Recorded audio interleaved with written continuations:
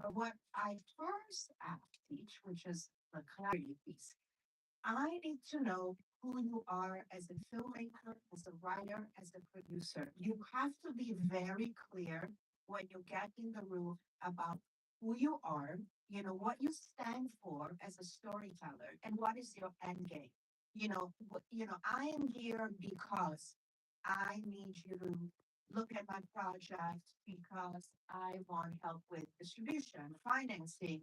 I love your feedback, please. So having a clarity of who you are, if somebody's coming into the room and saying, hey, that is horror movie, and they say, "Look, because that makes money, I'm already gonna tune out because everyone in the room is doing it.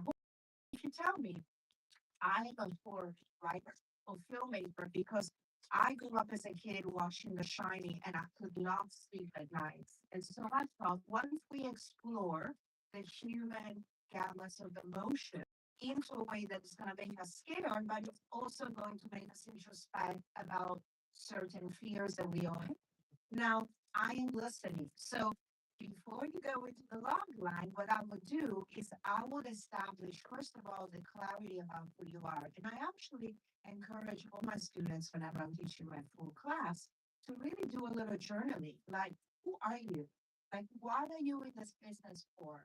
What do you want to do? What is something inside you that is dying to come out because you feel like you have a message that you must tell the world? Because we know that you're going to get a lot of no's in this business. And there's going to be a lot of people who are going to find any excuse. Your log line isn't right. Your pitch deck is not right. I've run the numbers. This is not going to sell. How are you going to survive? How are you going to keep on wanting to have your voice expressed into the business? So people need to know when you walk into the room that you have a certain confidence, a certain way of showing up that is going to tell me this person is serious and they're going to tell something great that maybe will win an Oscar, maybe it will not, maybe it will never get made, but I want to be in touch with you because I really believe in your vision. And I literally sat in the room, little inside story, when La La Land got greenlit because two of my buyers were partial financiers. They pre-bought the project when it was being pitched in the room, as they say in Cannes. We got sold on Damien Chazelle's vision because if you think about La La Land, it's not a traditional, oh, this movie is going to win an Oscar and it's going to go all the way. It's a musical. Nobody was doing musicals anymore. It's got dance, it's got song, but then it's kind of weird. But what the voice of Damien was in the room, it was this is about the pursuit of dreams. And this is a love letter to Los Angeles. And when he said that, we all did exactly like you said in your one liner. Because we all have a dream and we all have to give up so many. We have to give up love. We have to give up our own souls and mind to make sure that that dream happens. And so people, the buyers, quote unquote, sign up on this. And so when Damon Chazelle said, I need an extra $3 million for that freeway scene at the beginning, he got that because he played his case as to why they needed to have that scene. And it's super expensive. Shut the freeway down. So what I'm saying is, yes, you need to have all your ducks in a row, which is the middle level, which is your content.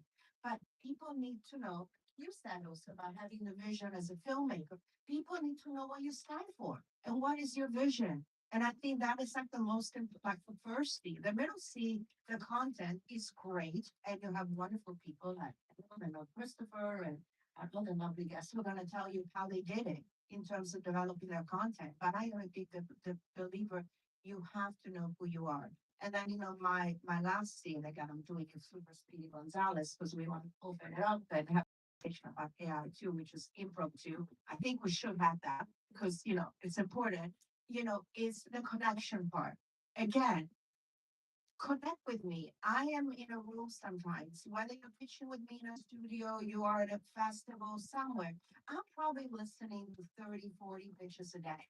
Maybe I'm exhausted. Maybe I need coffee. Maybe there's something. Make a connection. Say, hey, Alexia, I looked you up. Oh, I saw you wrote a book. Oh, what is it about? How is it doing? Or, oh, you were on the CFAS panel right before Cannes. Or I see on Facebook that you love animals. You're a cat lady. True. True. I'm also Catholic. Like, you have to make a human connection with a person. You're in a room, somebody's a baseball fan. Notice, be present. When you're doing your pitching, drop into your heart and center yourself, ground yourself, and be present. Because really, the end game is to make a connection. That person may say no to you because they got a boss who's, says, hey, we got to make the next Marvel movie, or they're afraid to lose their job because they have to champion you and maybe they'll get fired because then your move is kind of like out of the box. But if you make that connection, that guy or girl could be the next studio executive, could be best friends with Ryan Gosling, and you'll call him up and say, hey, listen, I just found this great writer, filmmaker. I think you should read the script. I'm going to slip it to you. Could be going to a party and saying, what movie did you get?